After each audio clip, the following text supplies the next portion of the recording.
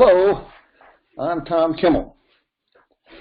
So where did I get the idea to compare the Pearl Harbor and 9/11 attacks? Well, from my local newspaper at the time, and from none other than the President of the United States. President Bush's diary, according to Bob Woodward's work, Bush at War, said on September 11th, 2001, the Pearl Harbor of the 21st century took place today. Incidentally,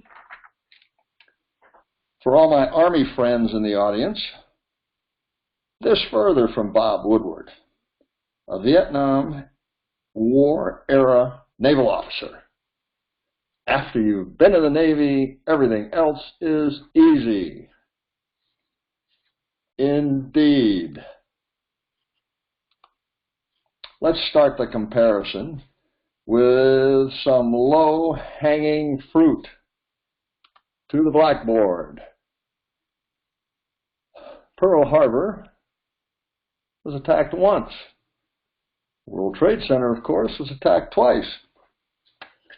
On a recent December 7th anniversary, my elder son excitedly telephoned me to tell me he had a story I could use in one of my talks. Here it is.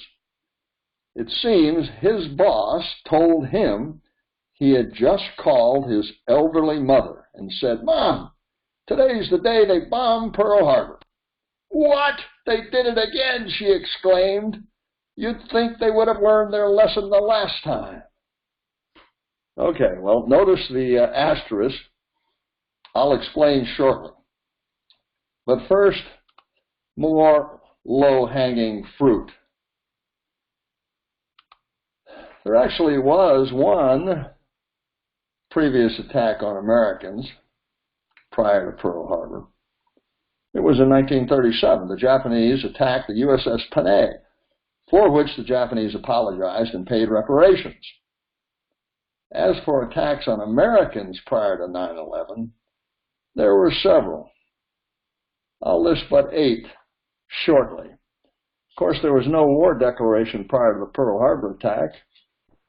At least 2 war declarations, more like 4 prior to the 9/11 attacks, and they were all on the internet. But back to attacks on Americans prior to 9/11. In 1992, you might recall, 2 hotels in Yemen were attacked. Americans were killed. It was Somalia related. February 1993, of course, we had the first World Trade Center bombing. Later in 1993, we had Black Hawk Down, the Mogadishu, Somalia fiasco. In 1995, the Bojinka plot with Yosef and KSM, Khaled Sheikh Mohammed, the same folks that brought you the first World Trade Center bombing and the second World Trade Center bombing. Bojinka plot, you might recall, the idea was to hijack a dozen or so airliners and fly them into various spots throughout the world. 1998, we had the American embassy bombings at Dar es Salaam, Tanzania, and Nairobi, Kenya. And incidentally, that's the same time that Osama bin Laden was put on the FBI's 10 most wanted list, 1998. 1999, we had the Millennium Plot. Ahmed Rassam was going to blow up Los Angeles International Airport.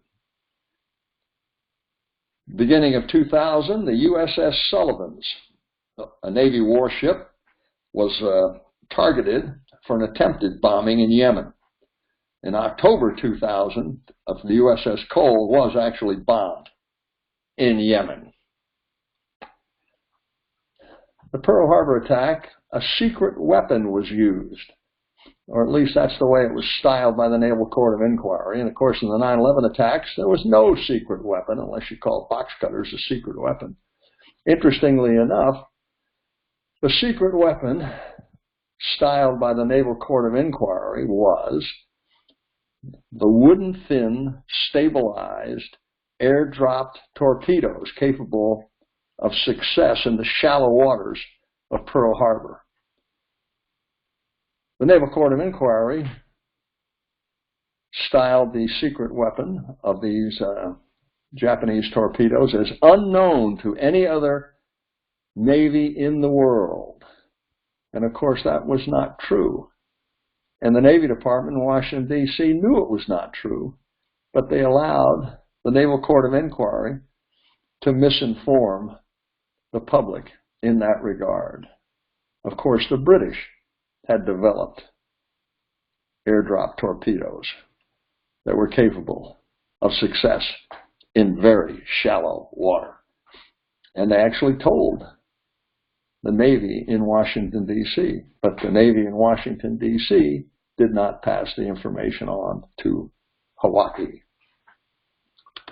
The Commander-in-Chief of the Pacific, Admiral Kimmel, and the head of the Army Hawaiian Department, General Short, were both relieved 10 days after the Pearl Harbor attack.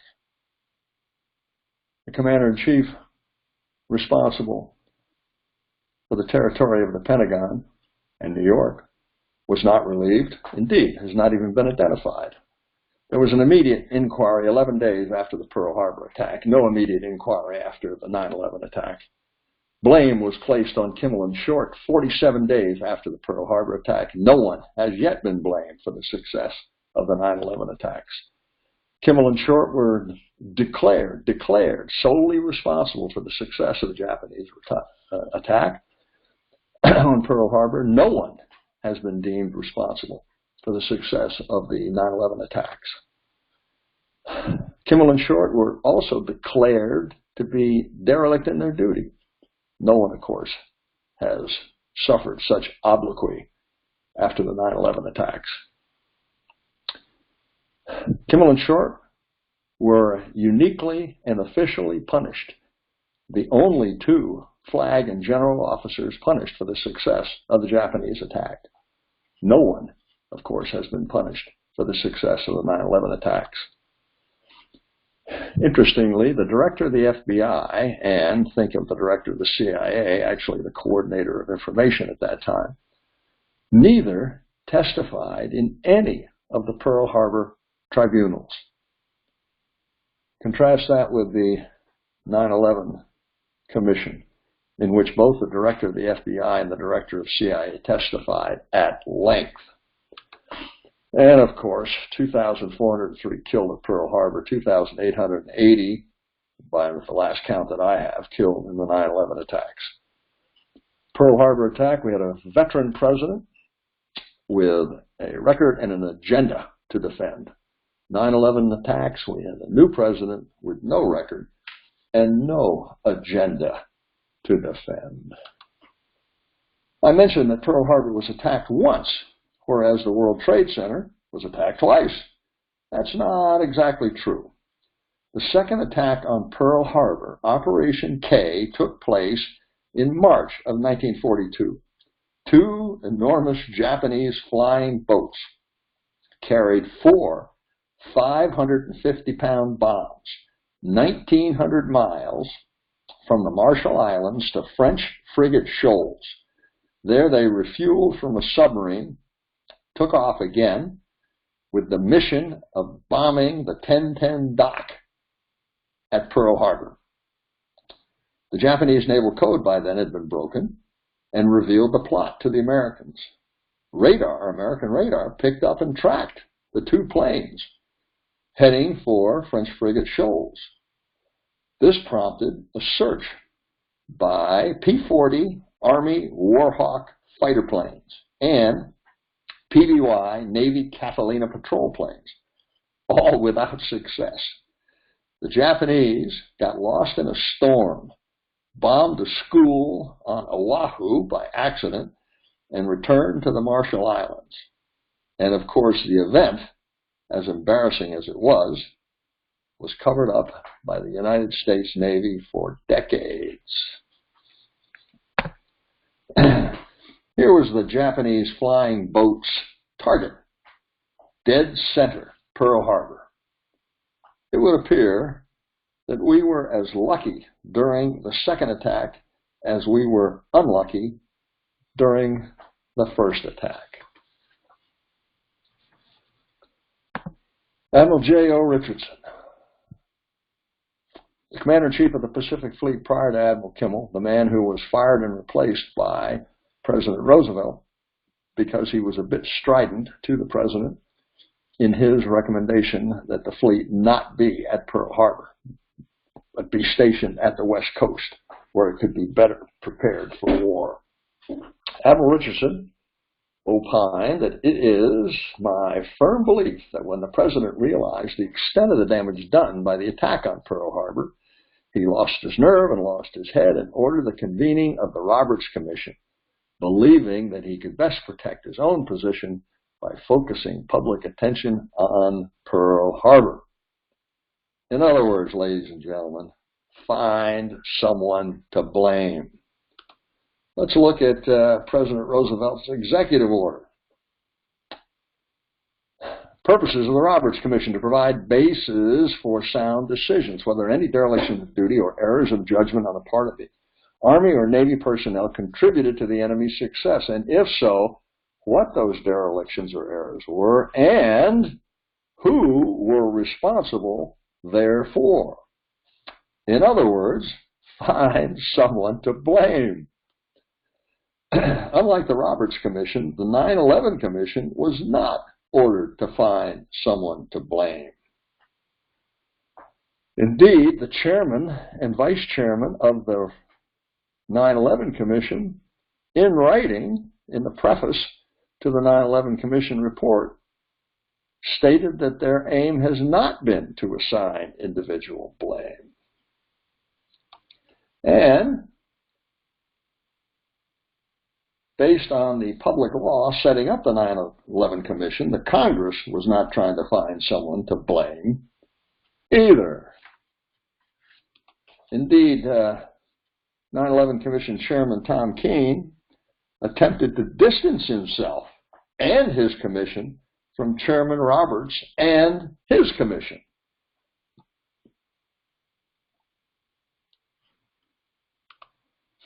There were 10 official Pearl Harbor investigations. Let me ask you this: how many 9/11 investigations have there been? The answer is, I'm not sure. At least 11 to my reckoning.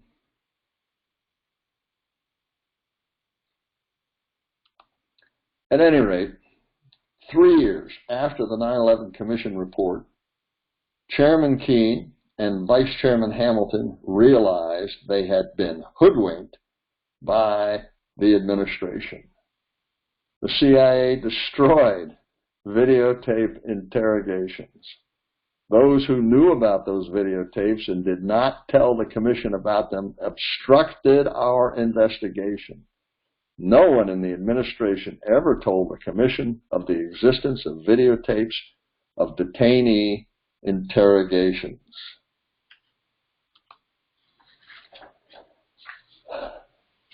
Three years after the Roberts report, Judge Roberts also realized he'd been hoodwinked by the administration.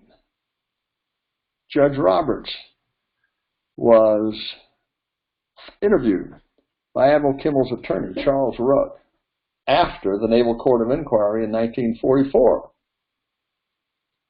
Attorney Rugg went to Chairman Roberts, Justice Roberts's chambers in the Supreme Court building, and he committed the results of that meeting to a memorandum in which Judge Roberts expressed astonishment at what he termed the magic messages and said that all his commission was told of concerning information of this character was the message received on December 7, 1941.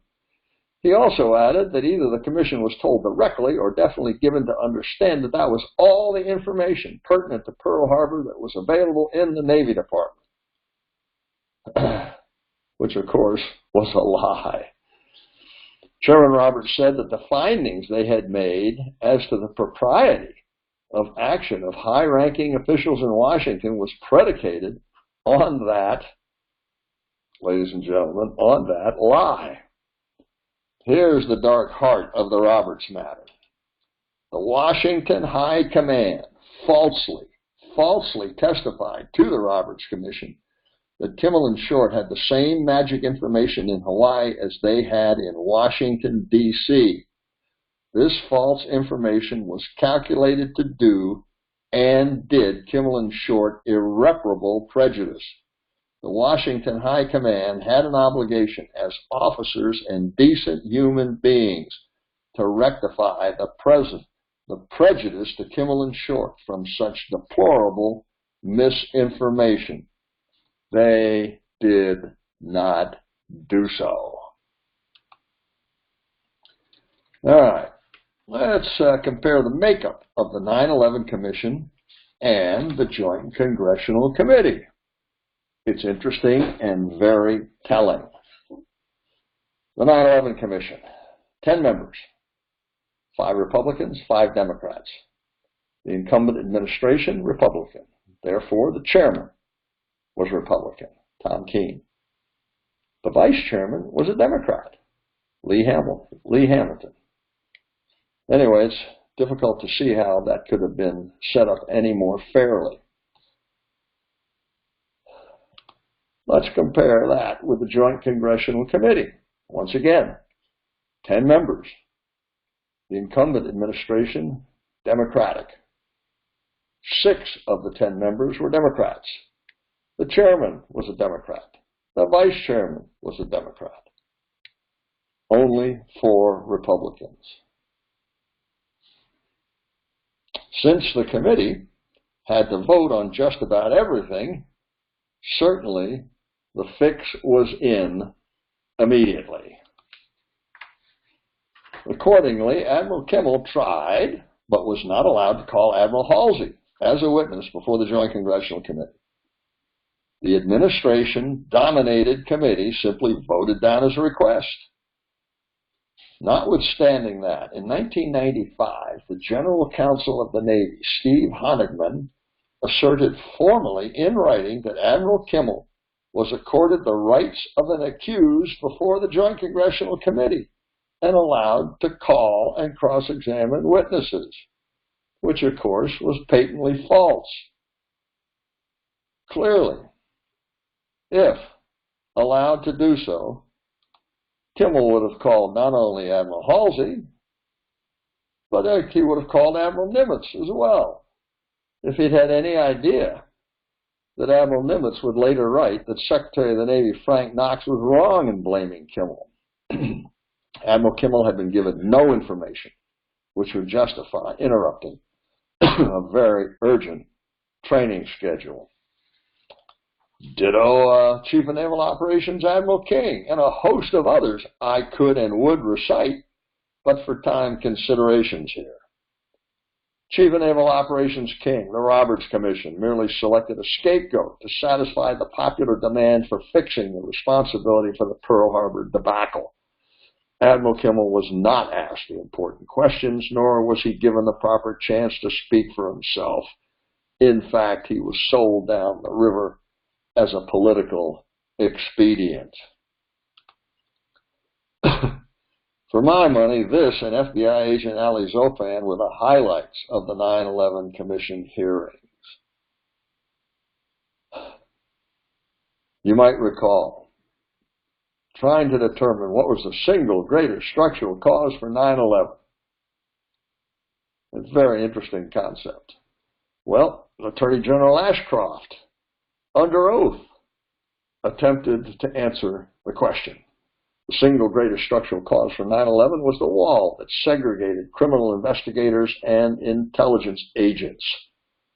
Full disclosure, Chairman King compels me to inform you that the author of this wall memorandum is a member of your very own commission, Jamie Gorelick. Of course, Attorney General Ashcroft did not get off that easily. Still trying to determine what the single greatest structural cause for 9/11 was, consider this. In the spring of 2001, obviously prior to the 9/11 attack, Attorney General Ashcroft was invited to Quantico, Virginia, the FBI Academy, to explain the investigative new investigative priorities of the entering administration. Attorney General Ashcroft, in front of the 50 or so FBI special agents in charge of the various FBI offices throughout the country, said that the investigative program priorities of the Department of Justice are violent crime and drugs. Very interestingly, the director of the FBI got up and countermanded that by saying those were not his priorities. His priority was terrorism. Unfortunately, Director Freed resigned without a confirmed replacement in June of 2001. So who takes over? None other than FBI agent, now acting FBI Director, Tom Pickard. Of course, he has no political constituency, and he has not been approved for the appointment. Chairman, or rather 9/11 Commission member Ben Venisti asked Tom Pickard, Mr. Ashcroft told you that he did not want to hear about terrorism anymore? Is that correct? Tom Pickard said, that's correct. Attorney General Ashcroft asked the same question, replied, I did never speak to Tom Pickard saying that I did not want to hear about terrorism. Well, there you go. Continuing with the idea of what was the single greatest structural cause for Pearl Harbor, consider that Gordon Prang, Donald Goldstein of Pearl Harbor, The Verdict of History fame said, keeping from the Hawaiian commanders the contents of the magic messages. Henry Clausen, recorder for the Army Pearl Harbor Board and later the head of his own Pearl Harbor investigation, opined that the proximate cause for the disaster of Pearl Harbor was an unworkable system of military intelligence. Goldstein actually continued and said the fact that Washington did not evaluate magic information at its real worth is inexcusable. No attempt to explain away or minimize these magic messages stands up before their content. But, ladies and gentlemen, many have tried, including, oddly enough, Goldstein and Clausen. Winston Churchill was right, for my money. Men occasionally stumble over the truth, but most of them pick themselves up and hurry off as if nothing had happened. Here's the most relevant fact of all the Pearl Harbor days before inquiry. The surprise attack. I cannot understand now. I have never understood. I may never understand why I was deprived of the information available in the Navy Department in Washington on Saturday night and Sunday morning. Incidentally, let me ask you this.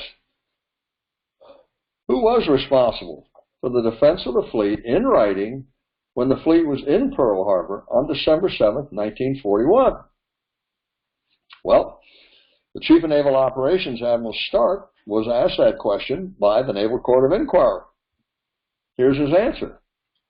It is entirely clear that under the policies of many years and is laid down in the Joint Action of the Army and the Navy, 1935, a large volume, the Army was fully responsible for the defense of Pearl Harbor against air attack. That responsibility extended to ships within the Pearl Harbor area. All right. Forget New York for the moment.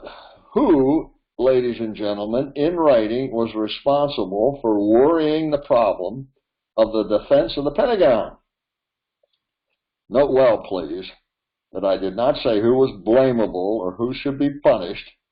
I said who, in writing, was responsible for worrying the problem of defense of the Pentagon.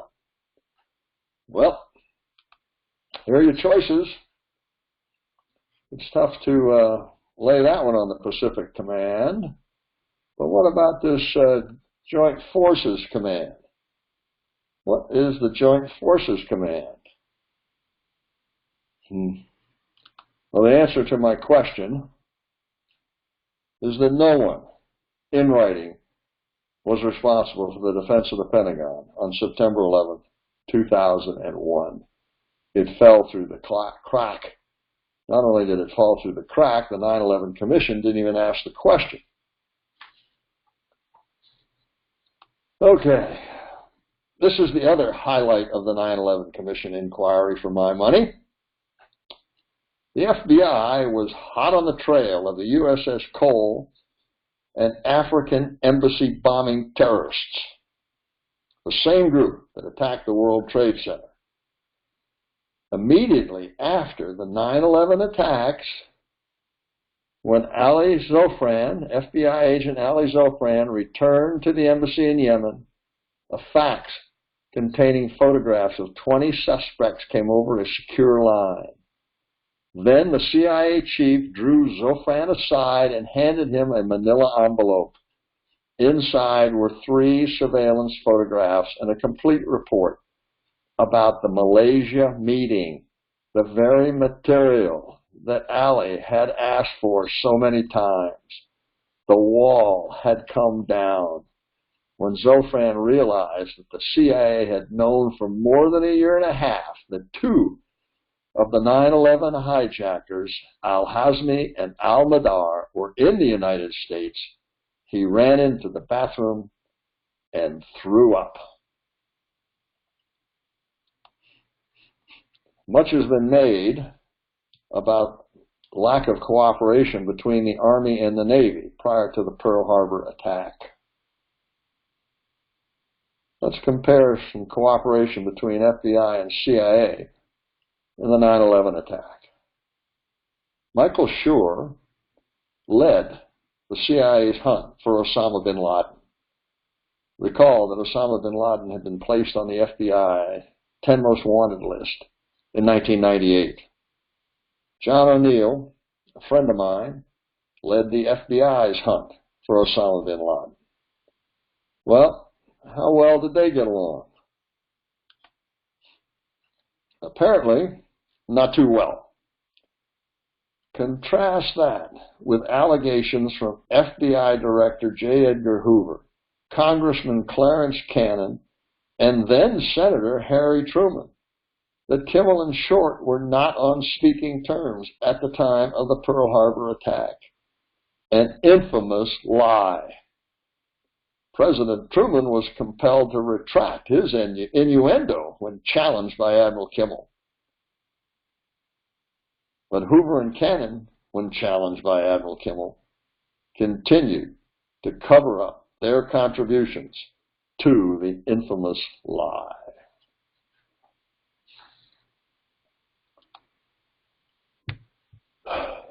William Friedman, the man who led the team for the Army Security Agency that broke Purple Magic,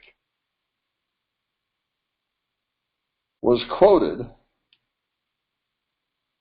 on December 7, 1941, right after the Pearl Harbor attack, as was Ali Zofran quoted immediately after the 9/11 attack.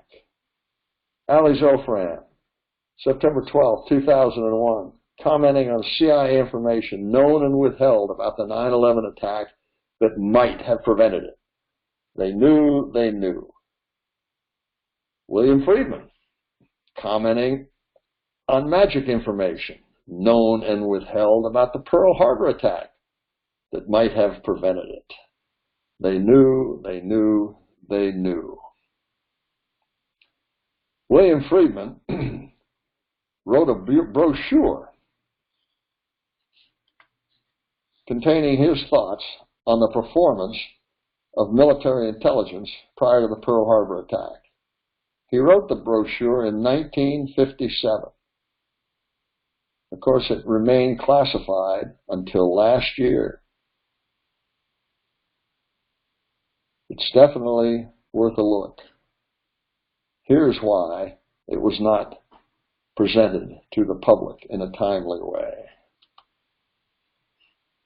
William Friedman, from his brochure, from his 1957 brochure, after studying Tokyo Dispatch number 83, which was the bomb plot message of September 24th, 1941, no military intelligence organization could fail to reach the deduction that it was to prepare the detailed plan for a surprise attack on the major units of the fleet moored there.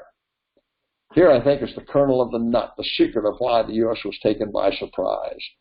I have underlined the phrase no military intelligence organization in the foregoing extract from Admiral Theobald's book, page 46, because I think that our military and naval intelligence organization had serious defects at that time, and I think they still do. Friedman continued, I think the serious defects in our military and naval intelligence made it possible for the Japanese to take us by surprise at Pearl Harbor. A strong statement? Yes, but I think it is warranted. But only Kimmel and Short were punished. I think that Kimmel and Short were not as culpable as I first thought they were in 1941-42. The Washington authorities were culpable too, maybe a lot more culpable than were these two officers. But only Kimmel and Short were punished. I think that Kimmel and Short should have been sent more information, even if they were sent only gists of magic, to let them evaluate for themselves the significance of what the Japanese were saying. General Miles, the head of Army Intelligence, says that the warning messages sent them were of far more importance than anything they could have got from magic. I don't agree. But only Kimmel and Short were punished. Today, in 1957, I think the Joint Congressional Committee minority hit closer to the truth than the majority. I think Mr. Keefe's additional views on the majority report make good sense. Kimmel and Short, he said, were not the sole culprits. I think that the intelligence services came off rather easily, too easily, in the fixing of responsibility and pointing out of derelictions. But only Kimmel and Short were punished. Okay, let's look at the Office of Naval Intelligence leadership in 1941. It's interesting and telling. In 1941, there were no less than 4 directors of the Office of Naval Intelligence, all 4 of them locked in battle with the head of Navy War Plans, Admiral Turner. Locked in battle as to who was responsible for keeping Admiral Kimmel appropriately and adequately informed, as he had requested on multiple occasions and as he had been assured he would be kept informed on multiple occasions in writing. Let's look at the FBI's leadership in 2001. From June 21st, when Louis Freeh resigned, until the attack on September 11th, 2001, the FBI only had a confirmed director for the week preceding. Tom Pickard spent the whole summer as an FBI agent, acting as FBI director, with no political constituency. As an added bonus, let's look at the Office of Naval Intelligence leadership today. The director of the Office of Naval Intelligence is Admiral Ted Branch. Today, as I speak, he has not been allowed to see classified information since 2013, yet he remains in office.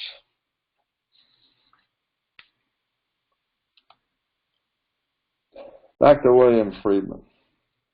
No wonder NSA kept Friedman's brochure from the public for 59 years. Friedman, writing in May of 1957, "Today, General Samford, the head of NSA, phoned me to say that he did not think it advisable to publish my brochure at all. I accepted his decision without question." No wonder NSA kept Friedman's brochure from the public for 59 years. Ladies and gentlemen, I am frequently asked, how do you plan to carry the Admiral's cause forward in this, the 75th anniversary year of the Pearl Harbor attack? So let me close with this. We plan to carry the Admiral's cause forward in this, the 75th anniversary year of the attack, by continuing to do our best to reveal the facts of the Pearl Harbor story to the American public, just as Admiral Kimmel tried to do for 27 years until he deceased in 1968, and just as his two surviving sons had tried to do for 56 and 64 years, respectively, until they deceased. Promoting the Admiral posthumously on the retired list was certainly never his objective, and is today merely a vehicle to frame his true cause and to measure success. Were he promoted tomorrow, it would make no difference to his ultimate goal and ours, exposing the facts of the Pearl Harbor story. The 75th anniversary year offers an opportunity to stimulate interest in the Pearl Harbor story. Accordingly, it is an opportunity not to be missed. Ladies and gentlemen, thank you very much for your kind attention. If you would like to hear more about this, here's my speaking schedule from my website. I will put this recorded talk on the website. All you have to do is click on June 19th, Columbus, Ohio, Kiwanis Club Gold via the internet, and you'll hear the recording. At any rate, once again, thank you for your kind attention. I am finished.